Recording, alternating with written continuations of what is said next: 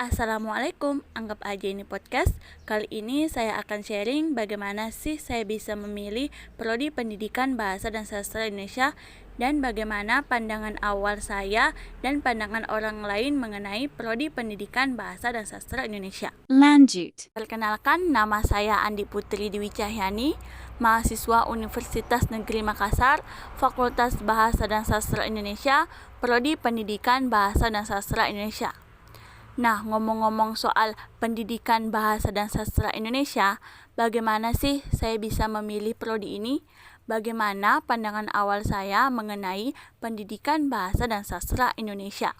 Jadi, JD. sejak duduk di bangku SD, saya tertarik dengan profesi guru dan bisa dibilang menyukai mata pelajaran bahasa Indonesia. Hal itu terjadi hingga saya duduk di bangku SMK. Setelah lulus SMK, akhirnya saya melanjutkan pendidikan ke perguruan tinggi dan mengambil prodi Pendidikan Bahasa dan Sastra Indonesia. Awalnya saya pikir pendidikan bahasa dan sastra Indonesia itu kuliahnya agak mudah. Ya, karena bisa dibilang kita telah mempelajari bahasa Indonesia dari SD, SMP, hingga SMA. Pelajarannya juga cukup mudah dibanding dengan mata pelajaran yang lainnya.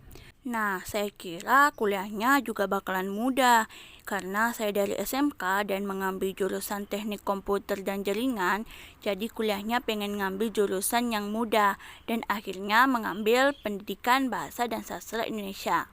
Ternyata pas semester 1 awal masuk kuliah, dengar mata kuliahnya aja saya merasa asing mendengarnya. Ternyata, prodi PBSI itu bukan hanya untuk pintar berbahasa Indonesia. Kalau itu mah orang-orang juga bisa. Tapi salah satu tujuannya untuk memahami lebih dalam unsur-unsur atau kaidah yang ada dalam bahasa Indonesia. Ada banyak hal yang harus diperhatikan dalam bahasa Indonesia. Contohnya, morfologi, linguistik, semantik, fonologi, sintaksis, keterampilan menyimak, keterampilan mendengarkan, keterampilan membaca, dan keterampilan menulis, dan lain-lainnya. Dan itu semua belum tentu diketahui oleh orang lain. Bahasa Indonesia bukan hanya sekedar bahasa sehari-hari, tetapi kita perlu memperhatikan cara berbahasa Indonesia dengan baik dan benar, seperti menggunakan bahasa yang jelas, tepat dan formal, menggunakan alasan dan tujuan yang logis, dan menggunakan kata atau istilah yang tepat. Nah, itu semua kita pelajari di PBSI. Setelah berkuliah di program studi pendidikan bahasa dan sastra Indonesia, saya telah memahami beberapa hal, yaitu bentuk-bentuk kata dan pembentukannya, penggunaan huruf yang benar, dan masih banyak lagi. Dan itu semua belum tentu diketahui oleh orang awam. Di sini bukan hanya saya saja, tetapi sebagian orang juga menganggap pendidikan bahasa dan sastra Indonesia terkesan gampang.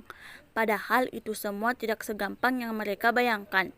Ada juga yang berpendapat bahwa prodi pendidikan bahasa dan sastra Indonesia itu nggak bergengsi.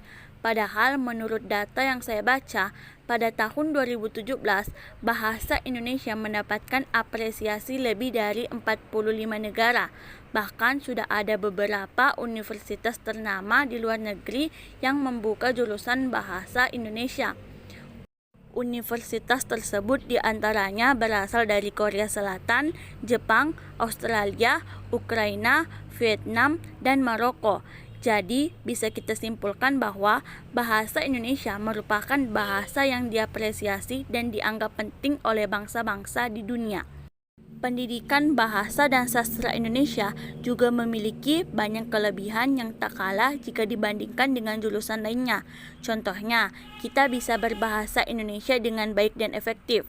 Jika kalian suka membaca buku, menulis, berpuisi, kalian cocok masuk ke prodi PBSI juga memiliki prospek kerja yang menarik loh, yaitu penulis novel atau cerpen sastra, menjadi guru bahasa Indonesia, penerjemah, jurnalis, dan masih banyak lagi. Setelah saya berkuliah dan mengambil prodi pendidikan bahasa dan sastra Indonesia, pandangan saya mengenai pendidikan bahasa dan sastra Indonesia telah berubah. Menurut saya, jurusan perkuliahan tidak ada yang mudah.